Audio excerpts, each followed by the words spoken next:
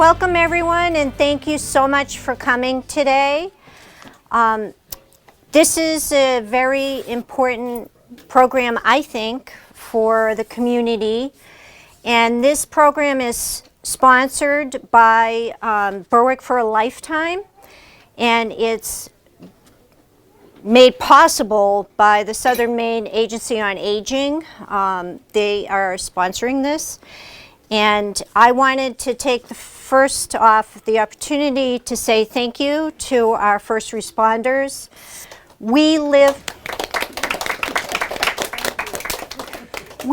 in very challenging times, and people have jobs that they are passionate about and dedicated to, and they don't always feel that back from people they're serving. I hope that's never the case here.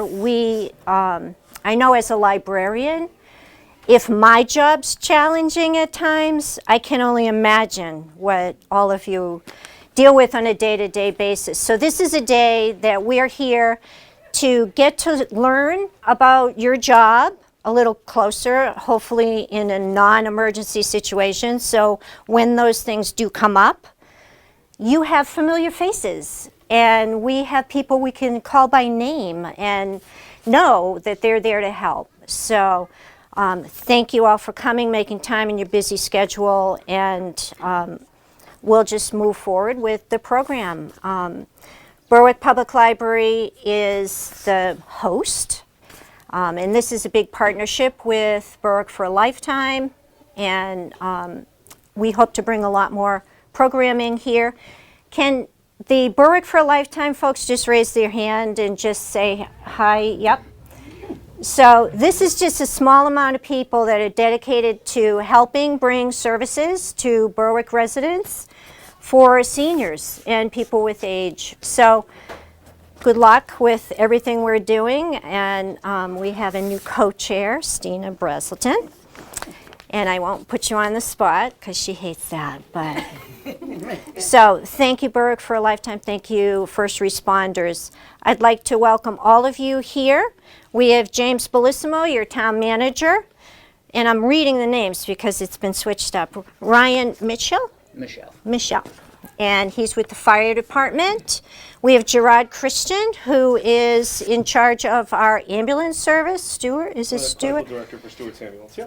And I'm going to have all of you give a little brief bio. I had asked for them, and I was happy to read them, but I'm going to make you all talk now. Steve Schisler. Yeah. Did I say it right, Steve? Yeah. Detective Steve Schisler. And Detective Brendan Reel. So, welcome.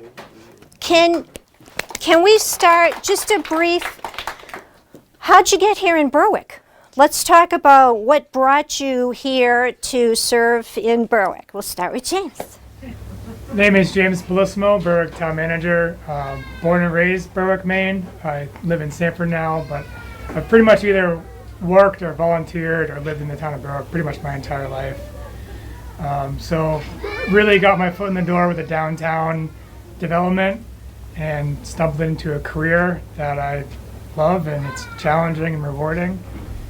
And about 7 years ago, we started Berwick for a Lifetime, and I am inspired by the traction and the volunteer group you have, and I just know the resources that are out there.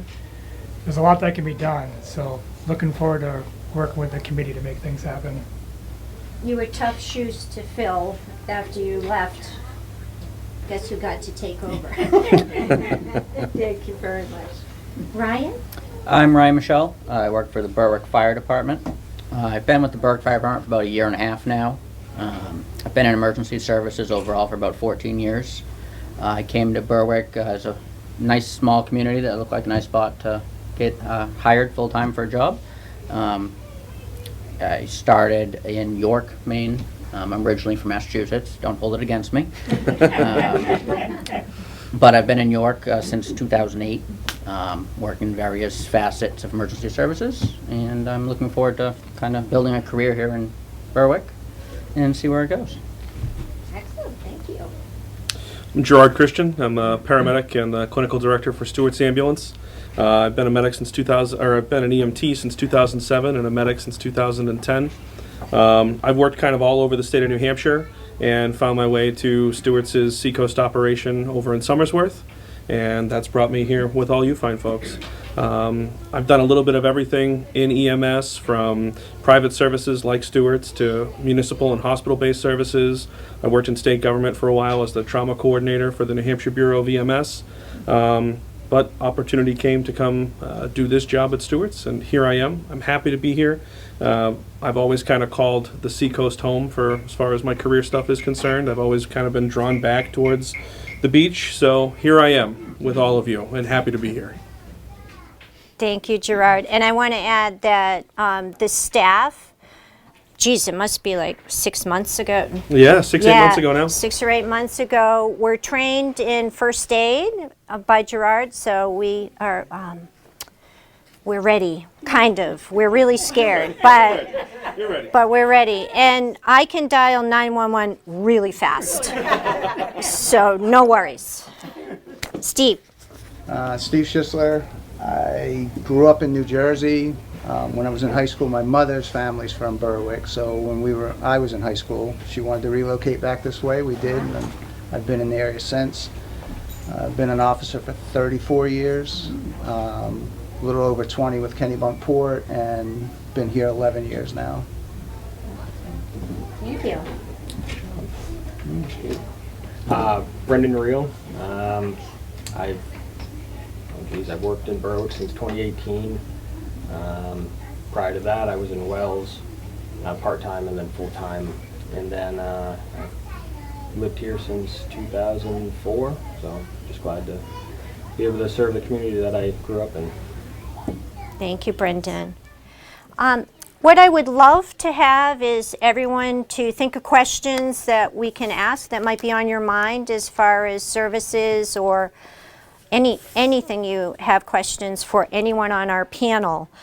I've written a few. My staff and I thought about things we would like to talk about, so we can pepper them in between. So if you have a question, just yell out and we'll go with that too. It's very informal. I am so appreciative of you guys, and don't worry. What we're focusing on is obviously people with age and possible communication challenges, and how do you handle responding to an emergency that's there are people that might not be understanding the gravity of it, and we're just all thinking, how do you even approach that with your day-to-day handling? So keep that in the back of your mind, and I'm going to run through a few questions. So for all the first responders, have Berwick's first responders had any special training on how to communicate in emergency situations with people with memory challenges or, say, autism? Are there different strategies depending on each person's situation? And obviously you have to be quick to recognize what's happening, but do you want me to just go down the line, or do you want to talk to that, if you could? You want to start, Ryan? I suppose. Okay. So as far as specific training or specialized training, I personally haven't had any specialized training. In the variety of classes and certification I do have, it does come up in kind of the base education for what we do. There are whole chapters on what are called geriatric emergencies, just people of older age, the different health issues, but also things such as dementia and Alzheimer's. It touches on different ways to go about speaking and interacting with those people. I, for one, would say the best education I've received in it is in doing it, because everyone is different. Everyone you talk to is going to be dealing with different things. In another job that I have working over in York on the ambulance there, we have a nursing home in town that has a memory care wing, which we frequent quite often. And everyone's different. you really need to kind of, each patient you come in contact with, see the best way to interact with them and how to sometimes convince and other times support and get them to the care that they need. Great, thank you. Gerard? Yeah, and I think to echo on to what Ryan said, part of it too is the fact that just like growing up occurs on a spectrum, aging also occurs on a spectrum as well. And I think that is one of the more challenging pieces of this for us as first responders. Everyone's baseline from day to day, everyone's baseline from condition to condition changes, right? You can take two patients that are of the same age and they can have completely different qualities of life. They can have completely different support systems. And so those mechanisms in and of themselves create challenges and barriers for us as well. But I think, you know, the biggest point that we have is that we have to meet everybody, regardless of their age. When they call 911, we're meeting somebody at the level that they are calling us at. You know, we respond to and mitigate perceived emergencies, right? Anytime you call 911, you're having the worst day of your life, whether you're 6 years old or 66 years old. And so for us, I think personally in my practice, and I can't speak for every first responder here, but I know at least for me, I try to approach every call the same way, at least to start. And that's to arrive and say, how can I help? And we try to navigate through there. There is training available for us. The National Association of Emergency Medical Technicians has created their own class called Geriatric Education for EMS, or GEMS, G-E-M-S. And it kind of focuses the same way that our pediatric advanced life support and pediatric assessment classes does. And I don't mean that in an insulting way, but what I mean is that it creates a different pathway for us to assess the patient. So it focuses on the challenges and the social aspects of aging as far as how we may tailor our education, just like the pediatric courses focus on sort of developmental aspects of from neonate up to school-age child. Unfortunately, like a lot of the specialty assessment classes for us in this area, there's a paucity of availability. So it's very difficult for us to get that education. Wow. Thank you. I know, Steve and Brendan, you're also dealing with situations where it's not just a medical emergency, although you do, I'm sure, deal with that too. So you might be in a dangerous situation, but I'll let you talk to that. It might be a little different, it might be just the same. It's pretty much similar. Officers are required to do mandatory training that is dictated by the academy through the state every year. Among that is training to deal with people with special needs or other issues. So they receive some training in how to recognize and hopefully at least start to deal in some of the services that might be available. I totally agree with Ryan as far as the best training the officers get is experience. And every situation is a little bit different. You can have two people with the same type of medical diagnosis, but they're showing some different signs or symptoms to us. And we do typically work very well with the fire department and EMS people so that we can all try and resolve the issue while we're there together. But it does depend. Every situation is different. It's a case of getting there, seeing what you've got in front of you, and everybody putting their experience together and trying to figure out the best way to deal with it. Yeah, no, well said. So, I mean, I don't think there's much more to build on. When somebody calls 911, say, you know, I have a kitchen fire, and you call 911, who typically shows up? So for something like that, so when you call 911, the call goes actually to Sanford. The Yes. Sanford Regional Dispatch Center takes the 911 calls. They have a process for both fire and medical called either EFD or EMD, which is Emergency Medical Dispatching.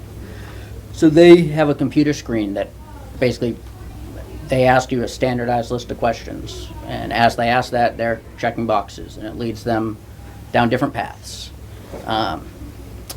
And they gather information from those calls, or from those questions.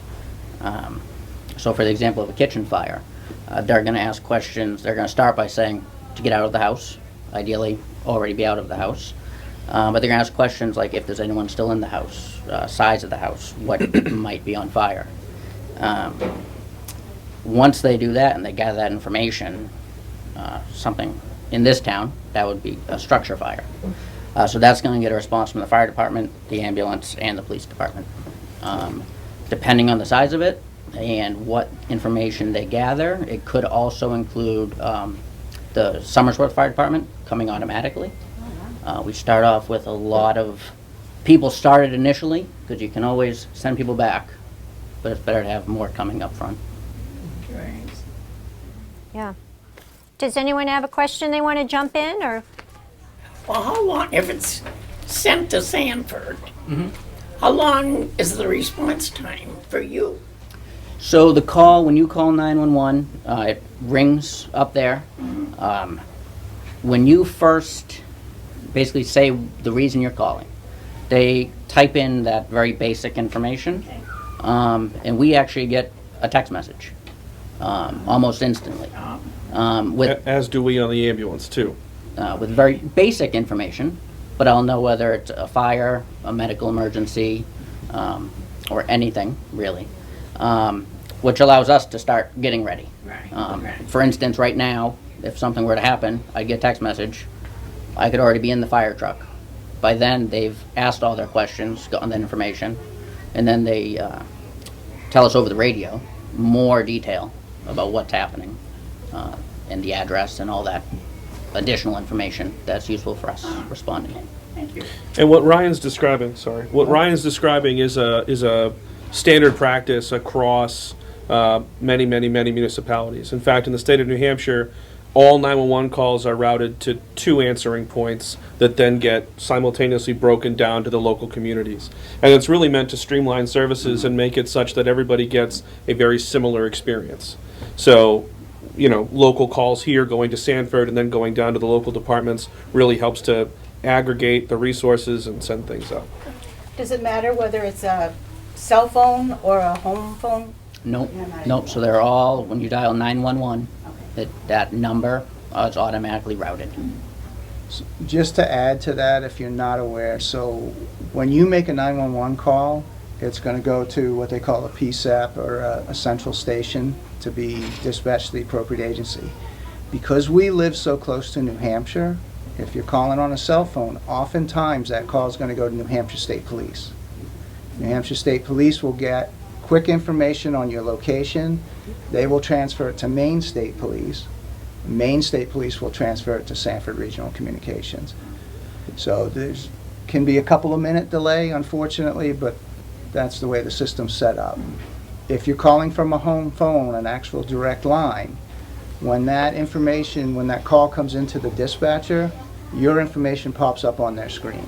It's going to show, even if you can't tell them your address, your phone number, your name, it's going to come up and say, you know, 10 Allen Street, Stephen Smith. So they'll have that basic information to work on if you're unable to talk. Unfortunately, with a cell phone, they don't get that. So you're going to hear them ask repeatedly your location, your address, and your name. It can be a little frustrating. They're trying to confirm that because they can't see it on their screen. The cell service doesn't provide all that information to them. And the card system, or the system that Ryan's referring to, when they start asking those questions, a lot of people get frustrated, and we hear it when we get to the call because they were asked so many questions. They've already dispatched us as soon as they know it's a medical event, they need an ambulance at this location. They've already been dispatched, but like Ryan said, they're trying to get more information to give more details so they can be better prepared when they get there. So just be patient with the dispatcher. They're just trying to do the best they can and get the information they can. And the information that they're getting too is going to in turn help you or your loved one as you're calling 911, right? So if you're calling 911 because your loved one is having severe crushing chest pain, and you start answering those questions as they go through, right? One of the steps they're going to ask you is, do you have aspirin available at home? And if the answer is yes, they're going to instruct you to give your loved one so much aspirin, right? If God forbid someone isn't breathing and doesn't have a pulse, they're going to give you instructions in CPR. All of those things ultimately help us when we get there. So yes, it's a giant pain to play, a game of Jeopardy after you've called 911 and you're dealing with what is possibly the worst day of your life or your loved one's life. But by you sticking with the process and getting us that information, it really does affect a positive outcome down the road.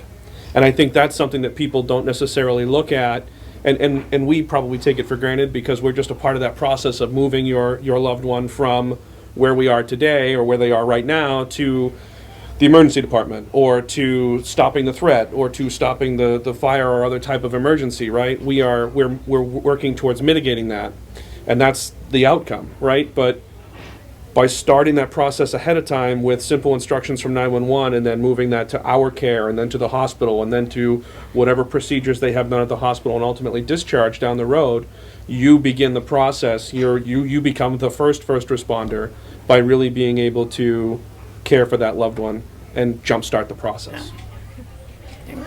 Do they let you call 911? And I understand what you're saying. Do they say to the person that called 911? Because the first time I heard it, it was like, oh my God, how long does it take for you guys to get there if they're asking all these questions?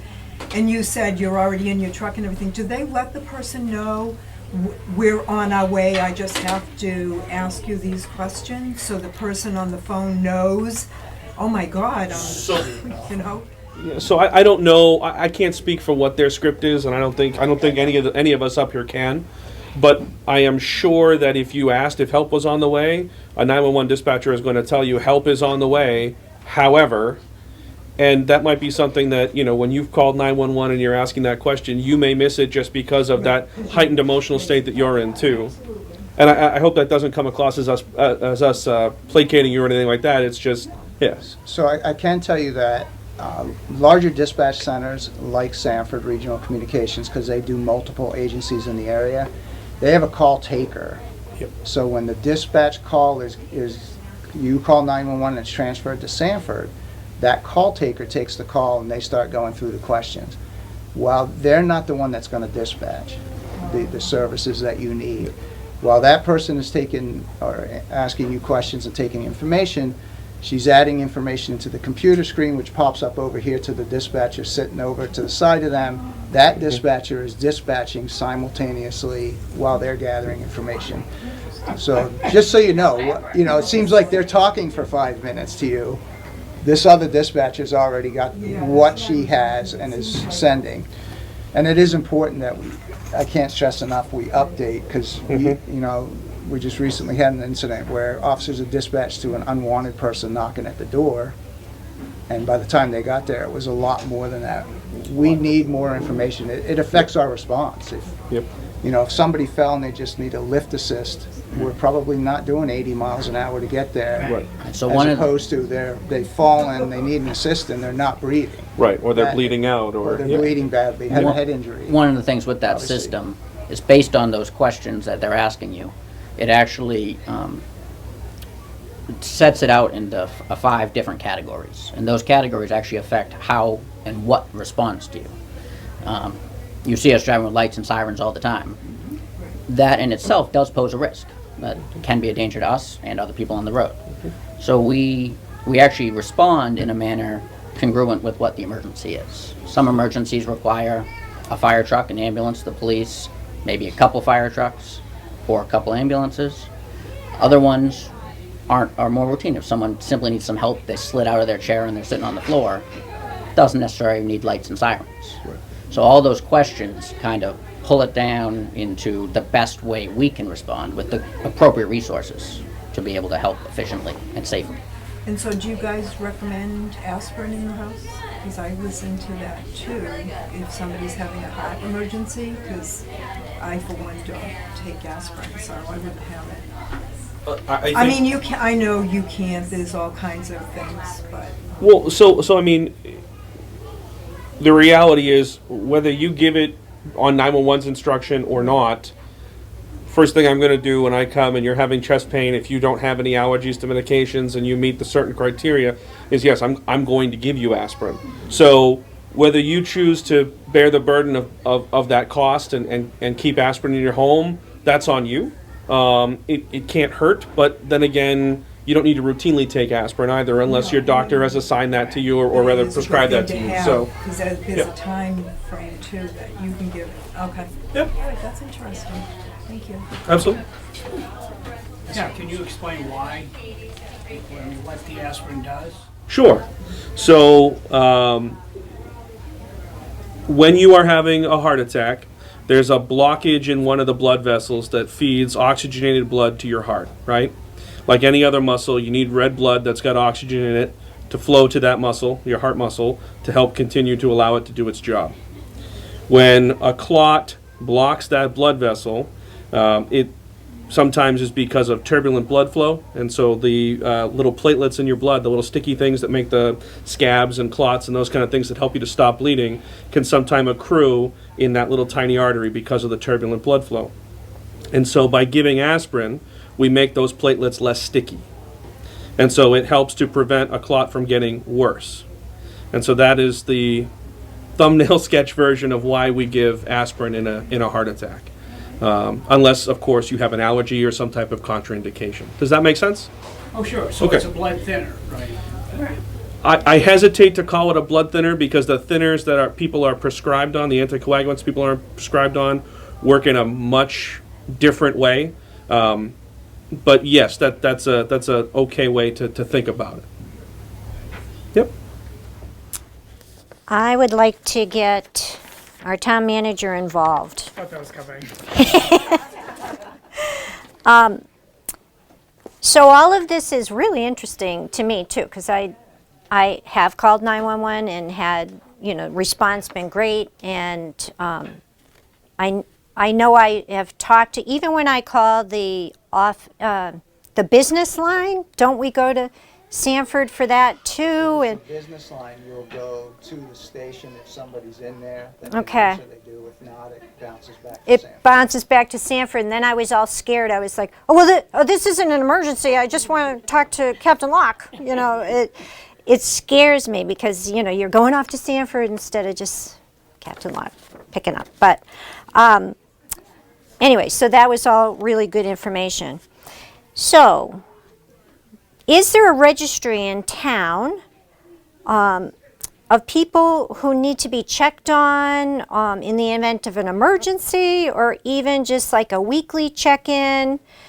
And if so, or if not, can we start one, or how do people get on that list? And when we were working together with Berwick for a Lifetime, I think I remember a check-in call list through the police department. Yeah, we looked at neighboring communities and what they do. We have no formal list. Through this winter, we had a few people that we were aware of that we checked in informally. I think it's a wonderful idea, and it might be something that between Berwick for a Lifetime, and if somebody wants to be checked in on, they can email me, and we don't have a structure or any program in place, but I mean, we have no issues checking in on folks if that's what they feel like they need.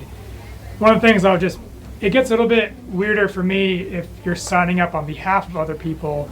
We should formalize that process a bit more. That way we have consent that, hey, we gave this person your contact information and we want to know for sure that they do want to be checked in on. That is something that we can do and something that we really should look at doing. Yeah. I'd like to see the Berwick for a Lifetime people really dig into that, and maybe we can come up with advertising for that as far as promoting it so people can give us names. But thank you. And in talking to all of you about responses, what steps should someone, family members or even individuals, say with communication challenges, take before an emergency to make things easier for themselves and the potential first responders? Do each of you have any suggestions for things we should all be doing, knowing we're healthy, but you never know, you could fall or whatever, so. Yeah, so there's definitely a lot of things that are actually, many of them are quite simple, that actually help us a lot. The first one, and I have brought some information today that I'm going to leave here. The first one is making sure we can find you. A lot of houses out there don't have numbers, or the numbers are black on black trim, and it's hard to see during the day, impossible to see at night. That's a simple one, is make sure we can find you. Mailbox numbers, house numbers. Additionally, I know the detective actually brought some with him. Having somewhere in your house with your information. Simple information, medical information, allergies, a common spot, a magnet on the fridge, with just some of your information in the event that something you're unable to easily communicate, something that we can go and grab that can inform us of maybe some medical history or conditions that you have. We also, the fire department has a new program that we're rolling out. It's called Community Connect, and it works through our reporting software and our dispatch software. What it allows you to do is actually create an online profile that's secure, that you can put in how many people live in your house, anyone who lives in that house that may have special needs, Alzheimer's, dementia, any type of any information that you think would be beneficial for us to know ahead of time. And that works in all of our fire apparatus. We have a computer. So if I was dispatched to someone's home, it would pop up with the information you've entered. So it could be something like, I have an autistic son who's in the second floor bedroom. That could be useful in the event of a fire, in the event of a medical. There's lots of options there. And it's completely free, interactive. I have some information I'm going to leave, and I can answer some questions on it. We're just rolling it out now. Another thing that a lot of people sometimes don't think about is entry. So if you're upstairs in your bedroom and something happens, but all your doors are locked. Right. I don't like to break in a door to get in, but sometimes we have to. There are products out there, little key boxes like realtors use, that you could have a secure code that you could put in this system, and when we respond, we'd see it, put the code in, and we can unlock your door versus having to break in the door to come in and help. From my perspective, that is the number one biggest thing that I can suggest as far as being prepared ahead of time, is making sure that we have access. If, it's all well and good for us to stand outside and see that you're on the floor, but we're not really good as first responders of sitting on our hands. This isn't a job that we got into for that purpose. So, we don't want to break the door down. We don't want to have to pop the window out. We'd much rather just unlock the door, come in, hey, what are you doing down there? And help you get up off the floor and get to where you need to be. From the medical side of things, though, for sure, I would love for all of you to have a updated medical list, even if it's just something so simple as, these are my diagnoses, these are my allergies, these are the medications that I'm on. Something that, 90 days, 6 months old, that's something we can work with. If you've got some type of a medical condition that causes you to take medications every day, so you're on a blood thinner, you are a diabetic, you have seizures, those kind of things. If you can afford the cost of wearing a medical identification bracelet or something like that, we do train on looking for those things. So if for some reason you are incapacitated, to look for a medical alert tag and at least say, okay, the patient is wearing a medical alert tag for diabetes, let's check a blood sugar. It just helps us to sort of narrow in on that primary issue of concern. Some people with heart conditions will have funny heartbeats. I had a couple of colleagues of mine, as they aged, kept a copy of their EKG with them. That seems like something that's funny to ask, but if at 3 a.m. you're having chest pain, and I don't know that you've got a funny heartbeat, and I pull it up on the EKG, I'm not going to know if that's new or not. So if you're someone that has a cardiac condition and you are so inclined to ask your doctor for a copy of your EKG, keep that with you. That works out great for us. Just something odd to think about. As far as, the Community Connect and those kind of things, those are great. If you're looking for some place to aggregate all this information so it's in one location for us, These envelopes that the detectives have are great. The other option, if you're so technologically inclined, you can put everything in a health application on your phone. I'm an iPhone guy, an Apple guy. Their health app does a great job. It's available once you call 911 from your iPhone. The very next thing, once 911 disconnects with you, that health app and an emergency contact option both pop up on the home screen. So if you're incapacitated, I can hit that button. I don't need any passcodes or anything like that. Your phone's in a mode where I, as a first responder, can click that, and your information's right there. So any diagnosis, any allergy, any medication that you're on, the information that you put in is in there. So that's something that I think is pretty tangible. It comes free on your phone and is available right away for you. And I've used that on a couple of calls that I've had with younger folks that are, sort of technologically in the buzz, and it's worked out very well. So, yes, ma'am. What is the app called? So if you're on an iPhone, it's literally called Health, and it's a white tile with a pink heart on it. Okay. And it's an iPhone native app. So you can just click right on there, and all that information is in there, and it's backed by Apple, so it's got their security, which is relatively pretty good. So that's a really accessible option. And then if you're going to do that, put a sign on the fridge at home, health information on cell phone or something like that. Part of what we do, and I don't mean to make this insulting to the detectives, part of what we do as EMS providers is sort of medical detective work at first, especially if you can't help us. So any clues that we can find that there's information somewhere, we're going to follow those. And just to repeat what was already said, the address thing is huge. I can't tell you for all of us, if we're responding to something that we know is a high priority, whether it's a medical or a criminal or whatever it is, to drive up and down the street because we can't find the street address is frustrating. We know you're on the phone with the dispatcher asking for help and we can't find you. Putting the number on the house is fine, but if you're sitting a quarter mile off the road or a few hundred feet in the middle of the night, we're driving around with a spotlight.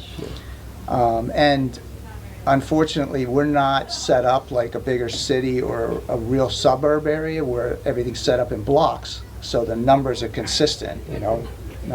One side of the road's 2, 4, 6. It can jump from 2 to 46, and you're calling about 34. We're driving back and forth trying to find 34. So that's extremely important. These folders, as part of the Yellow Dot program, it was something we advertised probably 2-3 years ago. We really haven't had many people take any interest in it. South Berwick does it with us, the fire department, South Berwick Fire Department, the rescues. We were in a hurry this morning because we were busy, so I apologize. There's a yellow sticker that you can get with these. We have them at the station. You can put the sticker on your window at the house or put it on your car window. So if you're in a car accident and you have this inside the glove box, we'll see the yellow dot, or somebody will. They'll look in the glove box, pull this out. You can put anything that's pertinent, like they were already talking about. A list of medications, medical conditions or concerns, emergency contact, anything you can think of. Car accidents, it's not uncommon. You're in shock or you're just unresponsive. And these guys are guessing, trying to figure out with no information from you or anybody else who you are, what your condition is, and who we can get a hold of for emergency contact. If you put it in the house, I would suggest putting it someplace very obvious. One of the best places is the front of the refrigerator. We had an incident a long time ago where I was working, I wasn't actually on duty at the time, but one of the officers I worked with went to a medical emergency. She got there first before the ambulance. The person was down. There was family there. She got the AED out, the emergency, the automatic defibrillator, and used the defibrillator. Didn't find out till afterwards that person had a DNR, didn't want to be resuscitated. She had hung the DNR in the back of her closet or bedroom door. So if she's in the bedroom, the door's open, the note is against the wall. The officer never saw it, and the family that was there never said anything. So the information, for a variety of reasons, is very important to all of us to know what's going on. And again, the emergency contact, because if you're unresponsive, while they're treating you, we can try and locate a family member or a friend that you've indicated to try and get information or at least let them know what's going on. And give us some positive identification for who you are as well, right? Obviously don't keep your license or something like that in there, but your information at the top of whatever piece of paper you put in there with your health information on it is going to pay dividends for us down the road as far as being able to identify who you are if, God forbid, you can't do it for us. You know, your name, a date of birth, and a primary care physician. Yep. If you have a specialist, put that down, like if you have a heart specialist, so Yep. these guys can see that. It's not uncommon for us to call the doctor in the middle of the night from the scene and say, hey, this is what's going on, and they want to talk and get some more information. The more information, especially for medical, the more they have, the more they can provide assistance where it's needed. Could you drop off some of those stickers Yeah, for we'll us? get And then this will be a place where anyone can come get what they need as far as the stickers in the envelopes. That'd be great. Sir? Yeah, just to follow up, I mean, is that true for all towns? In other words, is it just unique to Berwick, that particular sticker, or would other towns like York or any of the other surrounding communities understand that? Not every town that participates in the program. I believe York does. But, what's that? Yeah, South Berwick, all the South Berwick guys. I think North Berwick is on board now, and maybe the Sheriff's Department. I'm not sure who else. But, yeah.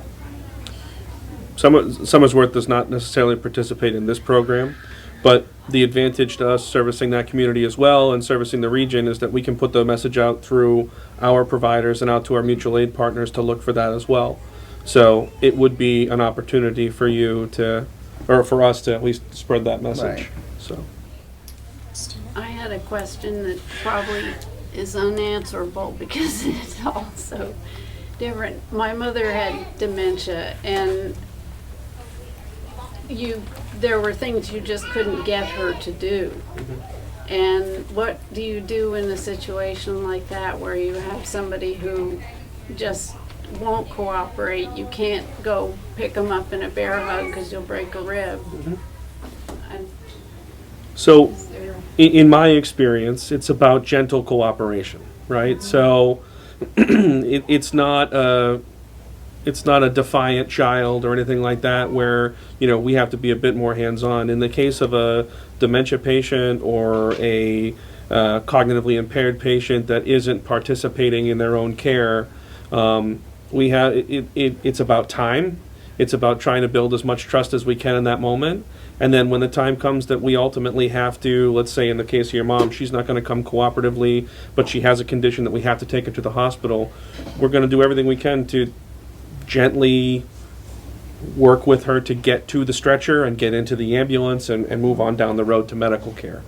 If it's someone who's on the floor and they can't do that, we carry blankets and those kind of things that we can, work with the patient to roll them onto and lift them that way. So we're not going to hurt them, right? We're lifting with the blanket as opposed to lifting with, their arms and legs and those kind of things. Does that answer your question? Yeah, it does.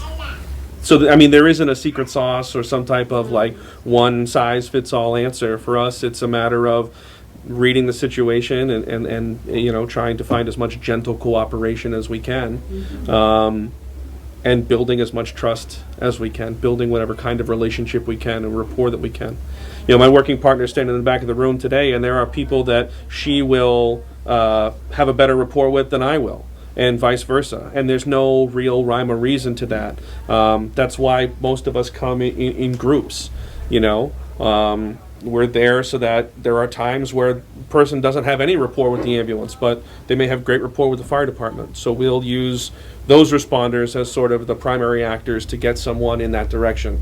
Or there are some times where the police department has a great rapport with somebody and they're skeptical of us because we're going to come take them away and they're never going to get home ever again, kind of thing. So it's about using the resources and loved ones and responders on scene to create an environment that is the most supportive and the most cooperative and the most trustworthy for that individual, respecting them as an individual despite the fact that they may or may not be sort of with us on this plane of reality, and working with them as best we can to get them where they need to go for their own safety and whatever medical condition that they have. Very good. We're going back to James. So with all the weather last year, we had several different cold snaps where we had freezing temperatures and power went out, and I think our weather emergencies are just going to continue to increase. And so, how does the town prepare for a weather emergency, a major one? Do you have a rule book that you pull out? And how does it involve each department?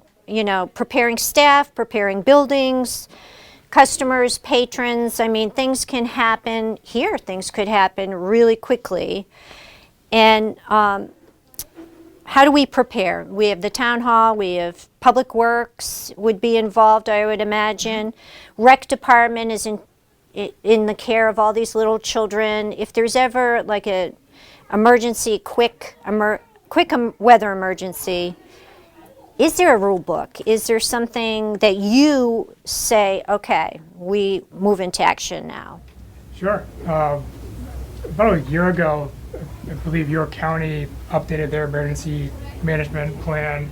And the town, led by Chief Plant, adopted a Berwick emergency management plan. And there's a template and a recipe there for each particular emergency. A lot of it, just for example, we know there's a potential hurricane coming up Saturday. We get probably all of us, there's an email chain, about 50 people. We get the weather report and the different contingencies or what emergencies to look out for. So in the case of the hurricane, there's a Zoom meeting at 2 o'clock to just kind of see what the path is. And each emergency and how we respond is a little bit different. So will it come down from Chief Plant, the information, or will it come from you to? In the case of an emergency, do you work together? In the case of emergency, it goes from the emergency manager, who's Chief Plant. Takes that lead, but we work very closely together. Anytime there's something on the horizon, just like last winter with ice storms and power outages, we're talking and communicating throughout the day to just really respond and be prepared and meet the needs of where we think it's going. Yeah. And just to reiterate with what James is saying, in the department head meetings, we meet monthly. That's always on the table. We're always talking about, Chief Plant has always been talking about, we've got to work on this. We've got to make sure you get the training, and we do through the municipal, what is that? Municipal Training Center, University or something. But, so we're constantly talking about it, but it's, in an emergency, things happen quickly. And I know, you'll get a call. Chief Plant will get a call, and usually I call, if we have an emergency here, first thing I do is 911. So, anyway, did you have a? I did. Is there a way that you communicate with Berwick residents that Berwick for a lifetime know and publicize? One of the things we really tapped into last year was the ability to do, I think it's a Rave? Rave, Rave, yep. yeah. So Rave sends out, we can send out a text and an email for people that are signed up and a voice message. I believe it goes, I don't know exactly how it works, but I know it goes to every landline. Yes. So Rave is it's a digital platform that the York County Emergency Management Agency operates. And what that allows you to do is you can sign up for it, and it's broken down by zip code. And then in the event of something that happens within that zip code, and even in certain situations, parts of that zip code, it can be broken down by individual roads if needed. It basically allows us to send out a message to you. You can almost think of it almost like a reverse 911 call. So the Emergency Management Agency you see a lot of this in areas that get tornadoes, things where you have that rapid need to deploy information very quickly. And it allows someone at a computer screen to type a short message, select who they're sending it to, and it goes out. And it goes out digitally. It can go to email, text message, and also a phone call with a robotic voice. It's something that you can sign up through the York County Emergency Management Agency online. And that would be something that we could use in the event of a sudden risk for flooding, or if there's a large power outage and a warming shelter gets opened. I've also seen it used for missing persons. If someone goes missing, they can send out a message looking for this description. More specifically about it, I don't know a ton of information about it, unfortunately, but I know it is something that is available in the town of Berwick. Only for landlines, not Nope, for it works for cell phones as well. Yep, it can go to anything. It can send you, when you sign up, you can select how you want to receive the message. So it can be email, text message, or phone call, or all, or just some of them, and you'd get an alert on your phone. So if you didn't receive anything from last year, because we did send out one of those rave alert. We use it for a boil water notice that went to the entire town, and we sent out a notice when we opened up a warming shelter. So if you've not received it, then you're probably not in that system, and you can email me and I can help with signing up. So on Friday night, I lost electricity at my home, and I got something on my phone, but I think it was from the electric company, so that was CMP, different. yeah. Yeah, that's different than Yep, what you so- guys are talking about? Yeah, that's an automated thing from the power company Okay. to tell you lost power.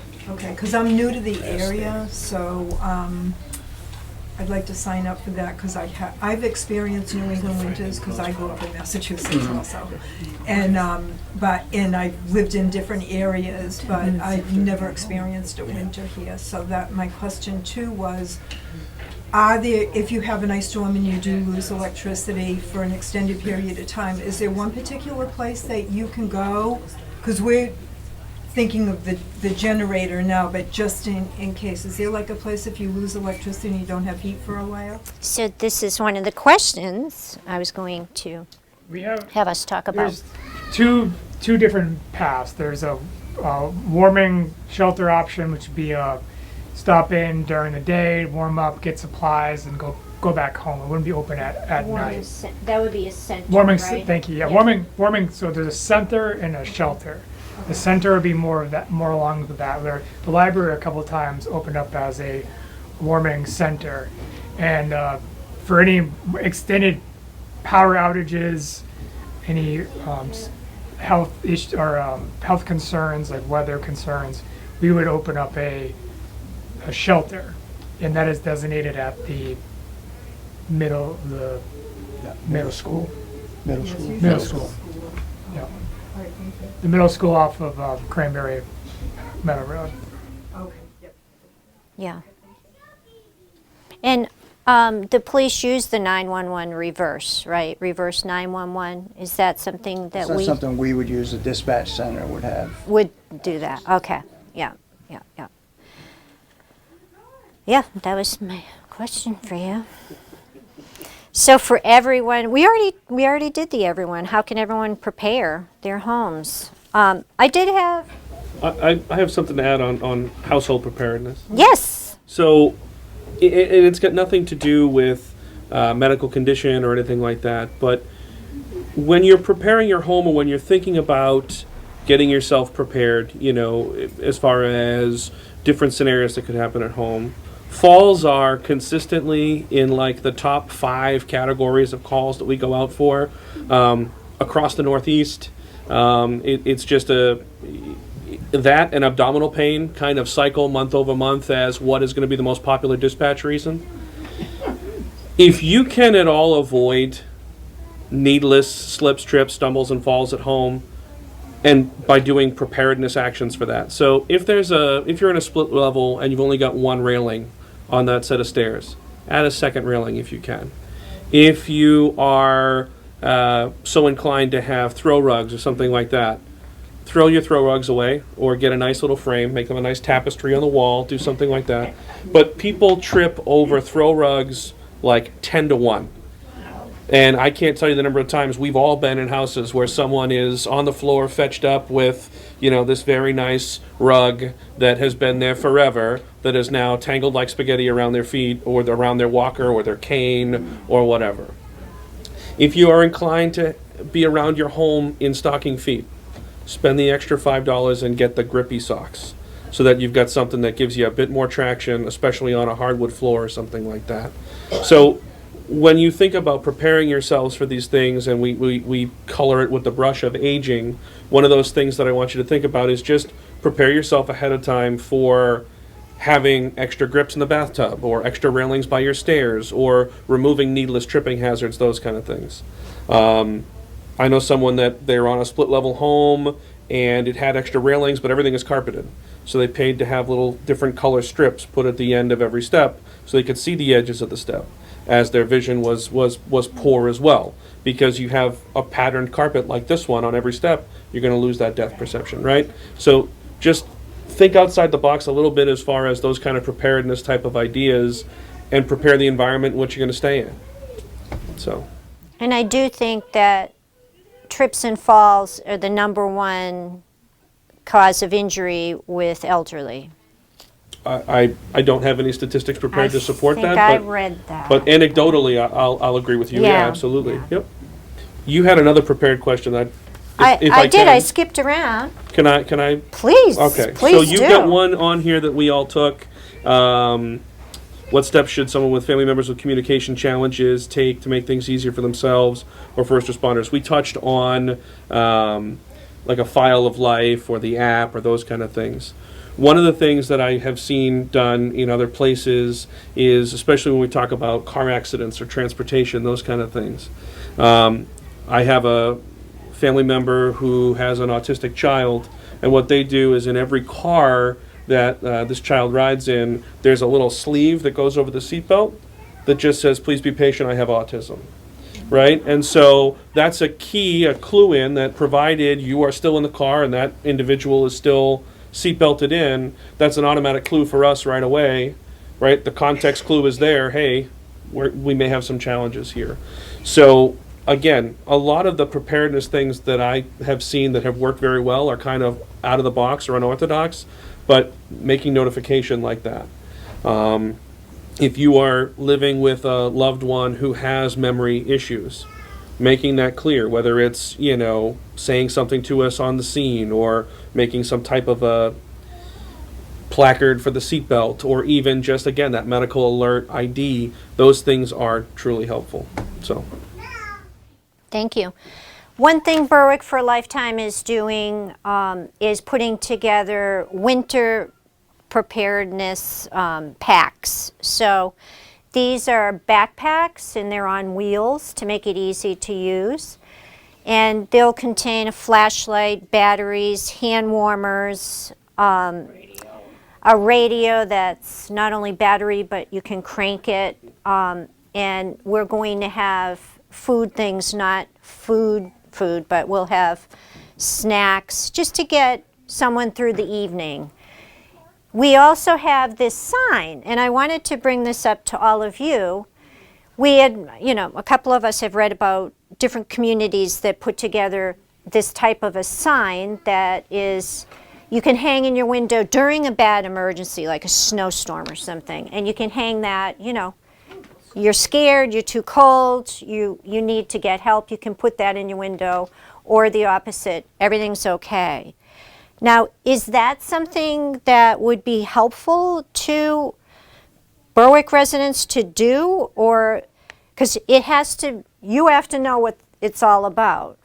We've read about different communities that, the police and the fire like this idea, because often with a power outage, A lot of us have landlines, and they're gone. They're dead. And if you have a senior that's not used to using a cell phone, what are the options to call 911? So this sign was the only thing we could come up with. But again, is this too confusing? Would this be something we would want to pursue here in Berwick? So something like that, I can see it being helpful in some and most situations if your house is at an area where we'd be able to see it. That's obviously just going to be limited if you're down a dirt road, a dead-end dirt road. We're not going to be just driving by. Right. One thing, I did bring a little information from ready.gov, which is a federal website that does preparedness initiatives. And I do have some more information I'm going to leave about that. But preparing a kit, actually it's very similar to what you were speaking of, and your emergency management agency has magnets of a checklist. Yep. One of the things on there that to speak to losing power, not having a phone, in conjunction with your sign, a simple thing, a whistle. Someone hears a whistle. May take a little while, but that's probably going to get someone's attention. Right. And someone's most likely going to attempt to contact 911 and say, I'm hearing this whistle. There aren't normally whistles in my neighborhood, which could bring us to the area looking for Right, you. because my concern with just hanging a sign in the window is that relies on, PD making a patrol and happening to have a spotlight out looking in that general direction, or, God forbid, the road's impassable and you put the help sign up and now we're not going to be able to get to it, right? You get multiple trees down, we can't get to you, we're not going to see the sign. Right. So I think the whistle's a great idea. And there's a couple other things you can do. My parents have it on the front porch light. They've got a special light switch, looks like any other switch, but when they turn that one on, the porch light starts flashing. Mm-hmm. So if an officer's driving around at night and happens to see a flashing light, they're going to stop and say, hey, that's not normal. They're going to look. That's obviously if either you haven't lost power or you have a generator to power that. The other thing, if you have the generator or haven't lost power, heat lights. You don't see them very often around here. The beach communities, they're very common. You can buy this setup that hooks up to a lamp, and it's a red bulb, and it has a temperature sensor on it, basically. And if the temperature drops below a setting, say it drops below 40 degrees, that light goes on, and you have the lamp in the window so it can be seen. And again, if officers are driving by and they see a red light in the window, they know something's wrong, they're going to stop and check. And it may be that your power went out in the middle of the night or your heater went out for some reason and the temperature's dropped to a temperature below what it should be. And we'll know to call these guys so they can come help. Yeah, and I think the most important thing is what we're doing right here is building community. I mean, if you have a senior living next door, call them or walk over and check. Keep in touch with your neighbors. We get away from that simple solution, but we all get really busy. But that's like the best way to do it. I think all of us up here have probably been to a call where a family member or a loved one or a friend, I haven't heard from so-and-so in, a day. And like clockwork, every day we have a conversation. It might not be the same time, but I hear from them once a day. Even just that routine and having the courage to say, I haven't heard from them. Can somebody go check? It might not get all of us out. It might get a patrolman to go by and knock on the door. Hey, someone. Yeah, exactly. That's exactly. Exactly. And that's not a waste of resources by any estimation from any of us. That's the system working. That's us being able to go take care of it. Yeah. Yes, sir. Yeah, what do you think about commercial lifelines? There's unfortunately a lot of, I fall and I can't get up, and people laugh at that till they get older. Sure. So I support it, and I think that any folks that wear an Apple Watch, that's now almost built in. There's a GPS detection inside that watch that if you've fallen or reached a certain level of G-forces on your person, it's going to automatically start notifying next of kin and emergency services. Your cars are doing the same thing too. If you're in an accident, there are cars that are sending out automatic crash notifications now. So it's not just help, I've fallen and I can't get up anymore. It's help, I'm incapacitated and I really need a friend, right? And so from my perspective, go for it.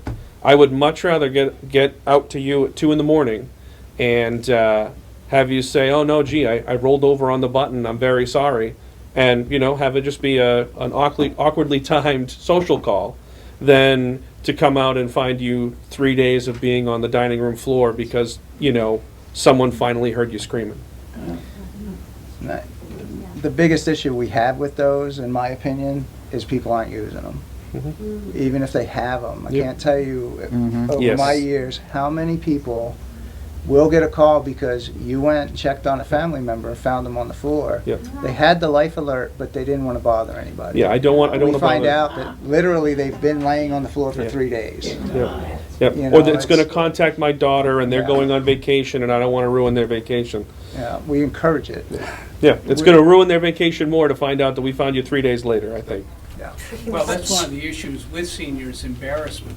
And it's a hard impediment to overcome, unfortunately. That they're bothering somebody or bothering you all when in fact they should. Absolutely. It's what we're paid to do. We're paid to come out and serve the community. We kind of cringe when dispatch sends an officer out on a well-being check and says, family member that hasn't heard from them in a week. I'm like, so we'd rather have you call, if it's especially if it's somebody you regularly have contact with, and you're not having contact, like he's saying. We'd rather go and check and find out that you're watching TV, or you just didn't want to talk to your daughter that day, or you went out. We'd rather find that than wait a week and find something else. Are there any Android watches that do that? I'm sorry, I can't speak. I don't mean to sound like I'm shilling out to Apple up here, but I happen to know those products the best. It's just from personal use. So I believe that they do. I do honestly believe that. I mean, they're always, it's the technology Cold War, it feels like. I mean, I would imagine that they are certainly capable of doing that either through a native app or a third-party app. But to say I knew for sure would be a lie. Can I touch on something else with the communication piece? So one of the other things that we see a bunch in our care is people delaying care for stroke. So somebody just feels funny, right? With a heart attack or a broken bone or a trauma or something like that, it's obvious, it's palpable. I'm having chest pain. This isn't right. I'm going to call 911. Or my leg is now in the shape of the letter W. I've broken something. I need to call 911, right?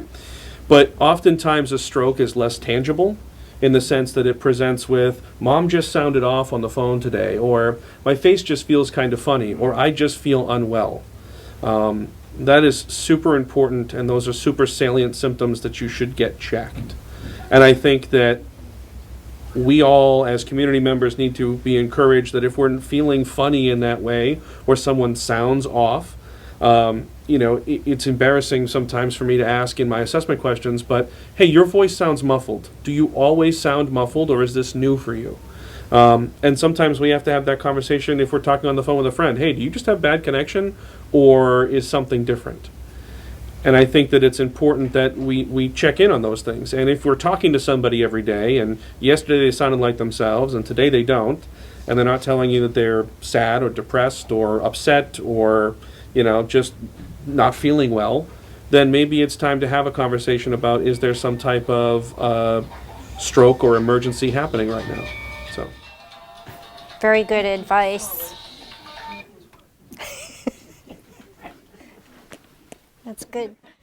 Does that make sense when I say, I don't mean to sound doomsday or anything like that, but it is something that often does get missed. And just like with a heart attack, with a stroke, the time to intervention, whether that's a clot-busting medication or a mechanical retrieval of a blood clot or some type of medical care for a bleed inside your brain, those things are very, very time-sensitive and very important. And the sooner that we get involved, the better the outcome, hopefully. So. have a medical question. Should you take aspirin for a stroke You should. or not? I hesitate to give medical advice based on the a hypothetical presentation. I would follow whatever advice 911 gives you, but it is not in our regular treatment protocols to give aspirin for a stroke, no. And I think the bottom line is that what I hear you saying, you're all available. You want to get out there and don't hesitate to call. I do too. You know, I have had issues and then been like, well, I'm not going to bother them to come down.